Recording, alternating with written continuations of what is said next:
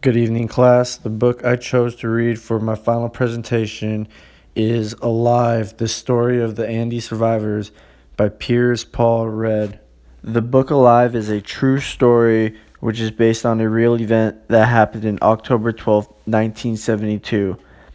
It starts off with the story of an airplane flight that crashed over the Andes Mountains and then turns into this story of survival and how a couple survivors of the crash reached society.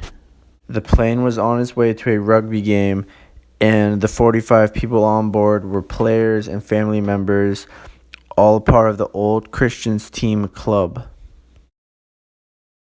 Out of the 45 people on the plane, 12 people died immediately from the crash, and another 5 passengers died the next day. Many of the remaining passengers had broken legs and many more serious injuries. They lacked clothing and footwear that was warm enough for the cold weather. The plane was not stocked with food either, so they had to rely on what passengers had in their suitcases.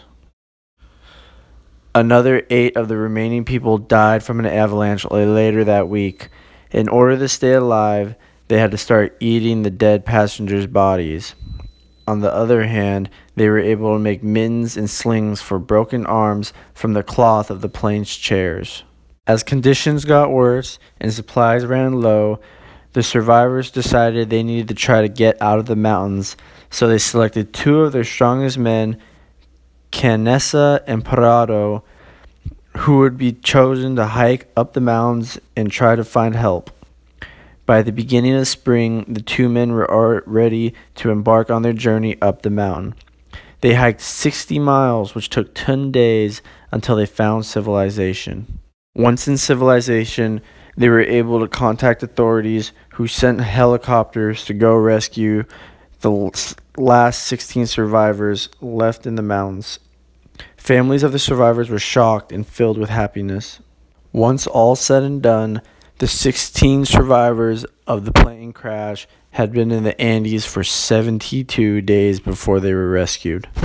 The photo on the screen now was taken by the rescue team as they came to pick up the remaining 14 survivors of the plane crash. Wow, what an incredible story that I just mentioned.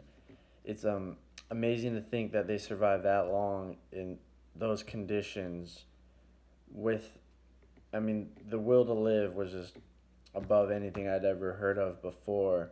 When I first picked this story, I knew it was a survival story, but I don't think these guys signed up for the adventure that they embarked on. I mean, to be put into a situation where your best friends, your teammates, and also members of your family are dying around you, and then you're forced to resort to cannibalism and just like they'd have to take clothes off dead bodies to use so they wouldn't freeze to death. It's really insane to think that they would they had that will to live after 72 days. My personal definition of adventure is more of a planned unknown.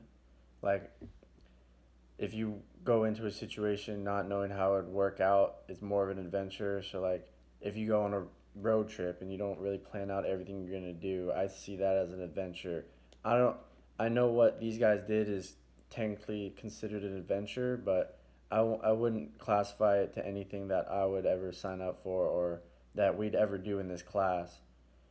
That being said, I don't think this story is very applicable to much we've done in this class, except for the fact that they had to use a lot of teamwork, which we became very familiar with from day one in this Growth Through Adventure class. Overall, I really enjoyed this book and found it to be gripping. Like I wanted to read another page, but I kind of wish I read a story more of like Cheryl Stray's, where it's more growth from within and less of a need of survival. Like these guys were fighting for their lives every day, and it was kind of depressing and hard to read because people were just dying left and right. Their best friends. It was very emotional.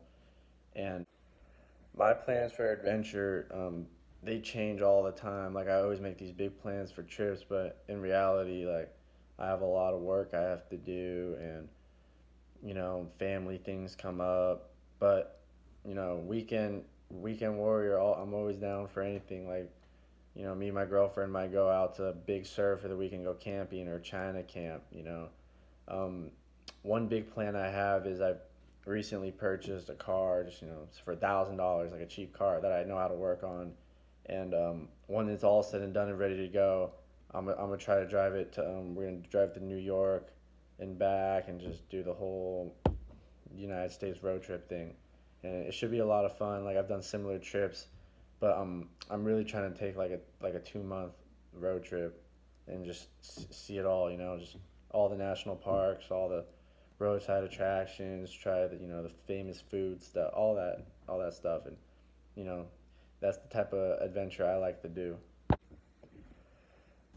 The type of adventure that these guys had gone on is one that, like I previously mentioned, you don't sign up for, and I'm not sure if I would want to be involved in such an adventure. Like this is probably a life changing experience, yes, but it might not be a good life changing experience. Like once it comes down to life or death, I feel like all the fun, went out the window. And I do adventure for fun.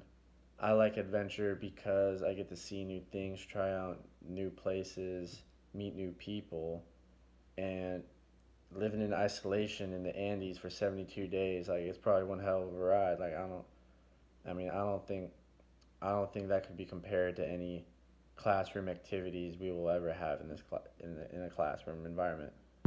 This is the end of my presentation, and I would like to thank all of you guys for listening.